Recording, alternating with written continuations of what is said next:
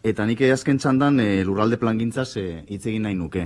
Aipatu dezun hermanita pobre horri buruz. Sailaren aurrekontuaren 3% ailegatzen ez den sailburu ordetza. Etxe bizitzakoa baino 10 aldiz gutxiago, baina 10 aldiz memoria luzeagoa idazten duena aurrekontuetan. Lurralde plangintzako sailburu ordetzaren itzontzikeriaren eta utxaltasunaren erakusgarri gure ustez. Eta hau penaz esaten dugu. EH Bilduren ustez lurralde plangintzako sailburu ordetza askoz ere ekintzaileagoa izan beharko litzatekelako. Baina zuek, zer egiten duzue zuek? Adibidez, 2021ko lurralde plangintzako aurrekontuaren 20% ez ejekutatu.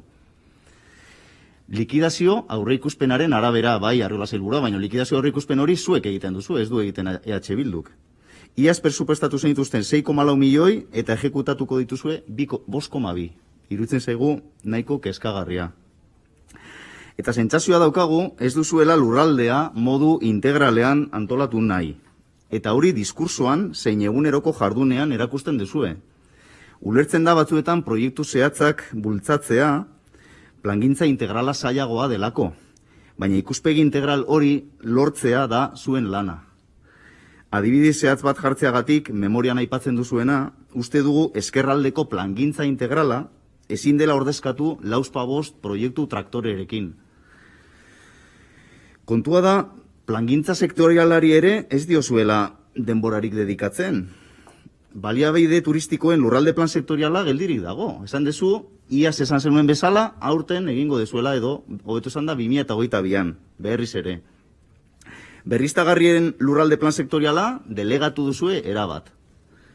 Merkataritza azalera handiko dekretuaz ez dakigu ezer, ez duzu ez taipatu ere. Iaz gutxienez agindu zenigun aurten egongo zela, 2021erako. Zuen gobernukideak ari dira proiektuak eta proiektuak proposatzen Natura 2000 sarean txertatutako espazioetan, eta zuek zaudete isilik. Zer egiten duzue lurralde plangintzako sailburu ordetzan? Argi dago, lurralde antolatzen gutxienez ez duzuela ez denborarik ez aurrekonturik sartzen. Beraz gatozen bigarren eremura, hiri agendarena, ze hor dago aurrekontua, esan den bezala. Suposatzen zen, eremu horretatik, EAEko hiri eraberritzeak modu integral batean antolatu eta koordinatu behar zirela. Baina, ze proposatu zenuten iaz, lan hori ere delegatzeko, Repsolek egitea hori.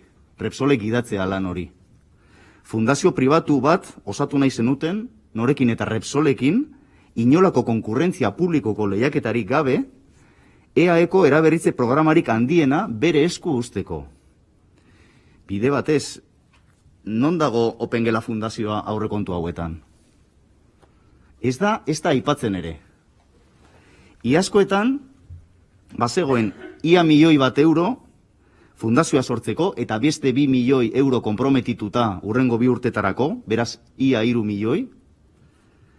2021-2024 subentzio plan estrategikoan ekainean argitaratu zenuten horretan, zabaldu egiten zen diru hori Opengela Fundazioa egiteko, 5,75 milioi euro, beraz 3 milioi euro gehiago sartzen ziren, subentzio plan estrategiko horren arabera.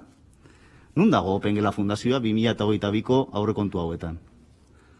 Ez dakigu atzera egin ote duzuen, zentzurik gabeko fundazio pribatu horren sorreraren aurrean, ala besterik gabe atzeratu ote duzuen.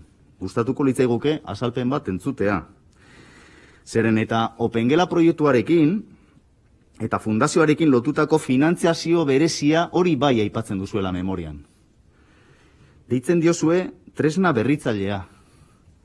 Eta benetan berritzailea izango da mailegu guztiak GNE Finance izeneko enpresa pribatu batek emango dituela, berriz ere inolako konkurrentzia publikoko lehiaketarik egon gabe.